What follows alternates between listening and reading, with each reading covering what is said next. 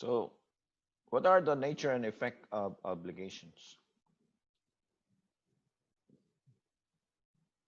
So, there are duties of a debtor when he promises to give a determinate thing.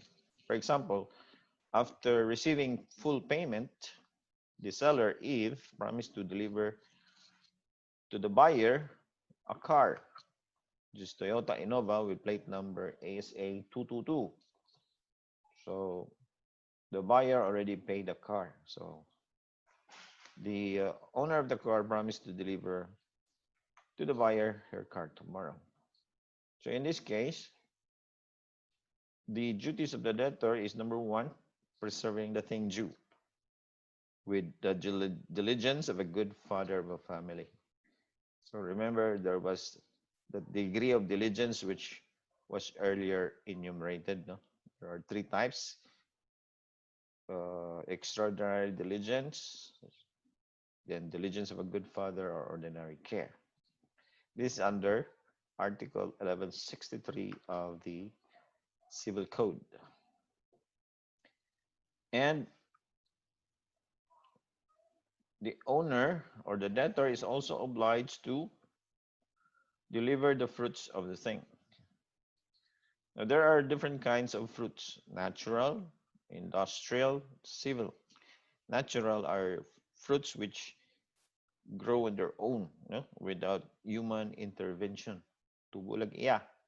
Like for example, the minerals or oil under the soil or the supernatural.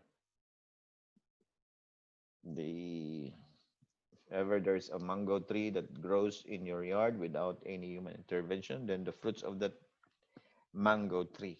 Yeah. Industrial are industrial fruits are those fruits which are grown there because of the industry of men, like plowing the farm and cultivating, then planting seeds and crops. Will Your farm will bear crops or fruits? So that's an example of industrial fruits. Civil fruits, on the other hand, are those which are considered as passive in accounting, like rent or interest of money. Or so in this case, it's a car. So the fruit is rent, no? The rent of a car. So the debtor in this case is liable or obliged to deliver the fruit of the car. Does the car bear fruit? Yes.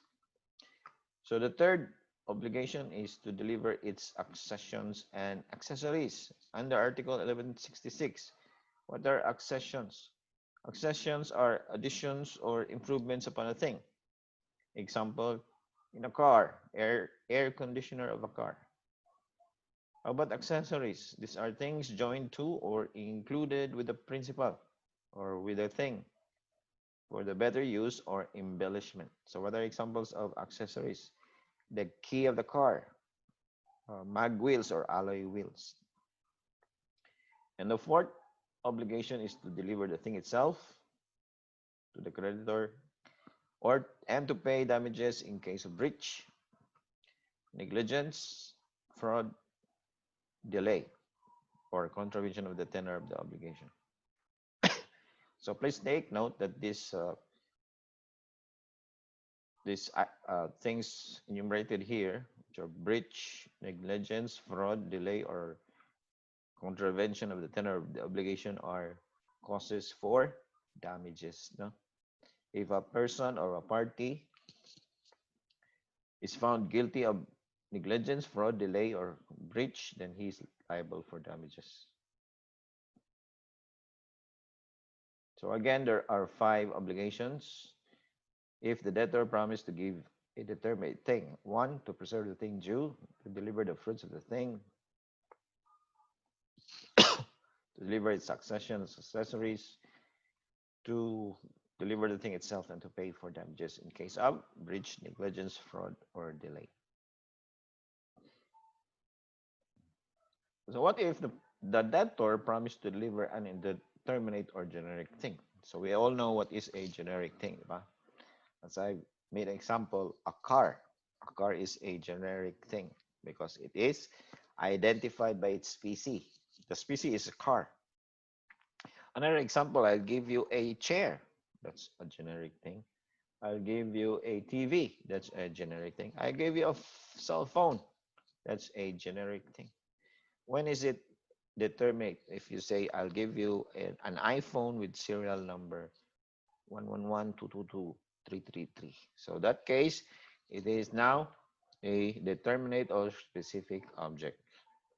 So let's go to the question. Let's go back to the question. What if the debtor promised to deliver an indeterminate or a generic object? So what are his obligations?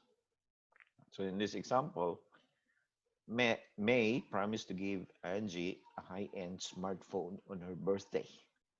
So the thing, which is the phone, is generic because it is not specifically identified. So what makes a thing determinate is that it is unique, identified by its individuality, such as a serial number or a plate number in case of a car or motor vehicle. So these are the obligations. There are only two: deliver the thing, which is neither of superior nor inferior quality, and to pay for damages in case of breach, delay, fraud, negligence, or contravention of the tenor.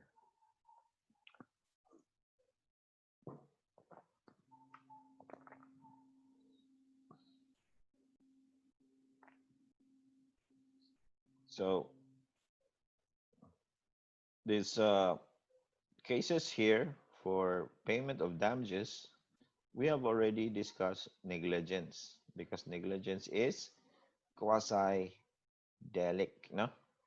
The kinds of negligence are culpa contractual, culpa criminal, and culpa aquiliana. So this time we will now discuss delay. What is delay? Delay is, or mora in Latin, is failure to deliver the thing due or to perform the services within the period promised. Okay? So when you say, I will give you or I will pay my loan to you tomorrow and you did not pay, or when you say, I will provide catering services on your wedding day and your wedding day already took place, you did not deliver the food, then you are guilty of delay.